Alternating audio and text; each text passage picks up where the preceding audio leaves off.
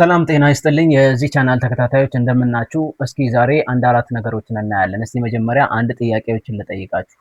የተወሰኑ ጥያቄዎችን ምንድነው የምጠይቃችሁ ጥያቄ? እስኪ በራሳችን ላይ በህይወታችን ላይ ማስወገድ ያቃተን ልምዶች፣ መጥፎ እንደሆኑ የምናውቃቸው ልምዶች፣ ግን ከላያችን ላይ ደግሞ ማስወገድ ያልቻልናቸው ልምዶች አሉ። እነማን ናቸው? እስኪ ሁላችንም አሉን። እነዚህ ነገሮች ምናልባት የማመንና ያለማመን ጉዳይ ይሆናል። አድሚት አድርጎ የተቀበለ ሰው ለማስተካከል ሙከራ ያደርጋል። አድሚት ያላደረገው ደግሞ አብሮ ይቀጥላል። ስለዚህ እስኪ ቆም ብላችሁ አስቡ። በመጀመሪያ ይሄን ቪዲዮ ከመስማታችሁ በፊት ምን ልማዶች አሉ ላስወግዳቸው የሚገቡ እነማን ናቸው? እኔ ጋር መጥፎ ልማዶች እና ማዳበር የምፈልገው ጥሩ ጉዳዮች ወይንም ጥሩ ልማዶች እነማን ናቸው ብላችሁ እስኪ ራሳችሁን ጠይቁ። ከዚያ በኋላ ለራሳችሁ መልስ ስጡ። ከዛ እዚህ ውስጥ ካሉት አራት ጉዳዮች ጋራ ተመሳሳይ ነው ወይስ አይደለም የሚለውን ራሳችሁ ኮምፔር ለማድረግ እድል ይሰጣችኋል ማለት ነው። ስለዚህ እስኪ ጉዳዩ ምንድነው ከማለቴ በፊት አንዳንድ ልማዶች ዛሬውኑ ልናስወግዳቸው የሚገቡ የወደፊት ህይወታችንን የሚሰርቁ ልማዶች አሉ። ግን እንታገሳቸዋለን፣ ግን አብረናቸው እንቀጥላለን። ችግር እንደሆኑ እናውቃለን። ታዲያ ምንድነው እንዳናስወግዳቸው የያዘን? ስለዚህ እነዚህን ዛሬ ማታ ልናስወግዳቸው የሚገቡ ዛሬ ማታ ከመተኛታችን በፊት አይናችንን ከመጨፈናችን በፊት ልናስወግዳቸው የሚገቡ አራት ነገሮችን እናያለን ዛሬ። ስለዚህ ሁላችንም ለራሳችን ኮንቪክትድ እንሆን፣ ቃል እንግባ ለራሳችን። ከዚያ ራሳችንን እነዚህ ነገሮች እኛ ላይ ካሉ ለማስወገድ እንሞክር። ምንድናቸው የሚለውን እስኪ የመጀመሪያው ምንድነው? አንድ ነገር እጀምራለሁ የማለት ልማድ ወይም ደግሞ the habit of saying I will start tomorrow ፕሮክራስቲኔት ማድረግ ማለት ነው። ነገ ጀምራለሁ፣ I will start tomorrow፣ ነገ ጀምራለሁ እያልን የማለት ዝንባሌ ወይም ደግሞ የማለት ልማድ ሁላችንም ጋር ሊኖር ይችላል። ስለዚህ ይሄንን የመጀመሪያ ልናስወግደው የሚገባ ልማድ ነው ማለት ነው። እስኪ ምንድነው ነገ ጀምራለሁ ከውድቀት የበለጠ የብዙዎችን ህልም የሰረቀ ነው። ምክንያቱም ስለ ነገ እርግጠኛ አይደለንም። ነገ ምን ይዞ እንደሚመጣ አናውቅም። ነገ የራሱ ችግሮች አሉት። ነገ የራሱ ፕሮግራሞች አሉት። ነገ ራሱ ይዞቸው የሚመጡ ብዙ ነገሮች አሉት። ስለዚህ ዛሬ መጀመር የምንችለው ለምን ነገ እንላለን? ንግድ ጀምራለሁ፣ ነገ ኮንቴንት ክሬሽን እማራለሁ፣ ነገ ቪዲዮ ኤዲቲንግ እማራለሁ፣ ነገ የሆነ አፕወርክ እማራለሁ፣ ነገ ሁሉንም ነገ ቢዝነስ ጀምራለሁ። አዳዲስ ነገሮችን ለመጀመር ለምን ነው ነገ የምንለው? ዛሬ ምን ሆነ? ዛሬ ትክክለኛው ጊዜ the first right time is yesterday, the second right time is today የሚባል አባባል አለ። ስለዚህ ሁለተኛው ትክክለኛው ጊዜ ዛሬ ነው። ዛሬውኑ መጀመር ነው። ስለዚህ ነገ ጀምራለሁ ብዙ ሰዎችን ህልም የሰረቀ ጉዳይ ነው። ስለዚህ ነገ ጀምራለሁ የምንል ከሆነ አንጀምርም። ትክክለኛ ጊዜ የለውም። ባለን ሪሶርስ፣ ባለን ሀብት፣ ባለን ክህሎት ዛሬ መጀመር እንችላለን።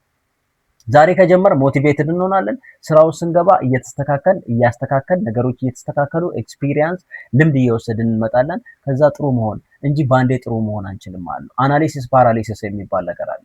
አንድ ነገር ጥሩ ከመሆን ወይም ደግሞ እያወቅን ስንሄድ የሰዎች ከኛ የተሻለ እንደሚያውቁ ስናቅ አናላይዝ እያደረግ ፓራላይዝ ያደርገናል ማለት ነው። ስለዚህ ካለን ነገር መጀመር የተሻለ ነው። ዝግጁ ሆኜ እጀምራለሁ፣ ሁሉም ነገር አሟልቼ እጀምራለሁ አይሆንም። ሁሉም ነገር አይሟላም። የሰው ልጅ ሁሉንም ነገር ማሟላት ስለማይችል ማለት ነው። ሁለተኛው ምንድነው? ሳያስቡ ገንዘብ ማውጣት ልማድ።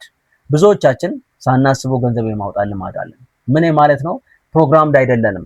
ወይም ደግሞ የምናስቀምጠው ገንዘብ ወይም ደግሞ ገንዘባችንን እንዴት ማውጣት አለብን አስበን አይደለም። እየሄድን መንገድ ላይ የሆነ ነገር እናይና ልንገዛ እንችላለን። ነገም በተመሳሳይ አስፈልጎን አይደለም፣ ያ ነገር መሰረታዊ ነገር አይደለም። ግን መንገድ ላይ እየሄድን አንድ ነገር እናያለን፣ አንድ ነገር እናስታውሳለን፣ እንገዛለን ማለት ነው።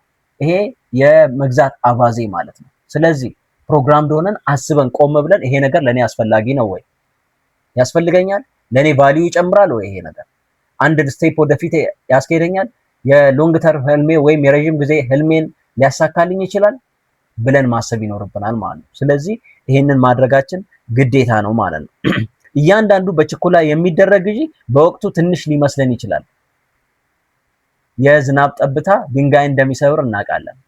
ስለዚህ ልክ እንደዚህ ትንንሽ የሚመስሉ ወጪዎች ዛሬ 1 ብር ካል ከአንድ ወር በኋላ 30 ብር እንደሆነ እናቂ፣ በአንድ ዓመት 360 ብር እንደሆነ እናቂ ይገባል ማለት ነው። ስለዚህ ምን ማድረግ ኮንሸስ መሆን ይኖርብናል፣ ልንጠነቀቀው ይገባል ማለት ነው።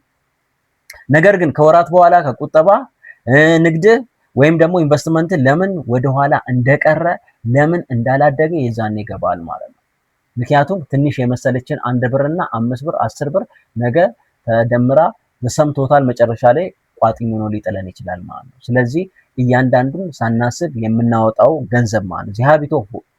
the habit of spending before thinking ሳናስብ እያንዳንዷን ነገር ከመግዛታችን በፊት ቆም ብለን እናስብ ይገባል ማለት ነው። ሶስተኛ ልናስወግደው የሚገባ ዛሬውኑ እርምጃ ልንወስድበት የሚገባ ልምድ ምርጥ ሰዓቶችን የማባከን ልማድ wasting our time best time 24 ሰዓት አለ ግን ደግሞ ሰዓት የለንም። ግን ደግሞ ሁሉም ሰው ሰዓት የለኝም ቢዚ ነኝ ሲል ነሳ ግን ቢዚ ሁሉ ስኬታማ አይደለም። ለምን? ዲስትራክትድ ነው። ቢዚ የሆንበት ውጤታማ የማያደርገን ነገር ላይ ነው። ቢዚ የሆንበት ስኬታማ ሊያደርገን ወይም ደግሞ የሎንግ ተርም የረጅም ጊዜ ህልማችንን ሊደግፍ የማይችል ነገር ላይ ነው። ብዙዎቻችን ስትራቴጂክ የሆነ ምን የለንም፣ ኮር የሆነ ስትራቴጂክ የሆነ ኪ የሆነ ስራዎች የሉንም ማለት ነው። ምንድነው? በማዕበል የመጡ ስራዎችን ነው የምንሰራ። አእምሯችን ላይ የመጣ የተጻፈ ነገር የለንም ማለት ነው። ስለዚህ ሰዓታችንን እነዚህ ነገሮች ይወስዱታል። ሰዓታት ማለቂያ በሌለው ማህበራዊ ሚዲያ መሸብለል፣ ስክሮል ማድረግ፣ በወሬ በእግር ኳስ ክርክሮች አያስፈልጉንም። የማያስፈልጉ ነገሮች ላይ በታዋቂ ሰዎች ድራማ በህይወት ላይ ምንም በማይጨምሩ ቪዲዮዎችን ሰዓታችንን እናጠፋለን ማለት ነው።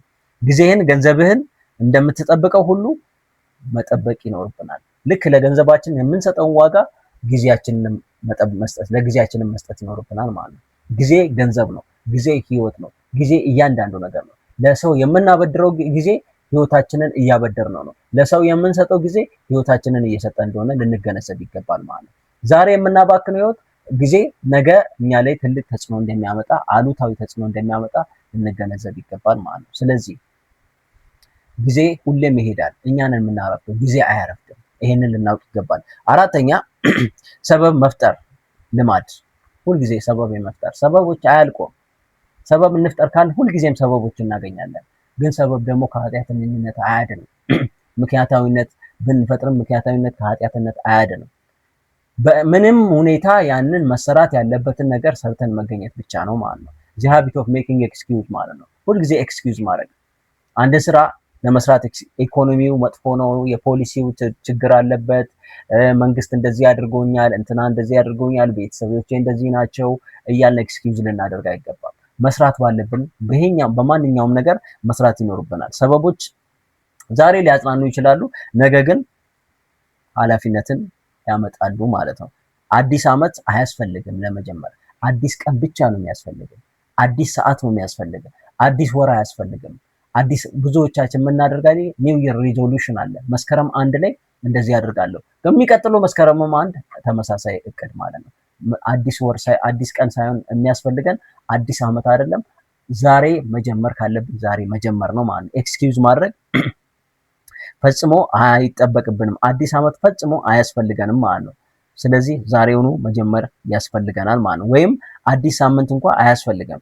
የሚፈልገው አንድ ውሳኔ ብቻ፣ ዛሬን መወሰን፣ ከዛሬ ጀምሮ ለማንበብ ራሳችን ላይ ቫልዩ አድ ለማድረግ መወሰን፣ ጥሩ ማንነትን መፍጠር፣ አዲስ ማንነትን መፍጠር መወሰን ብቻ ነው የሚያስፈልገን ማለት ነው።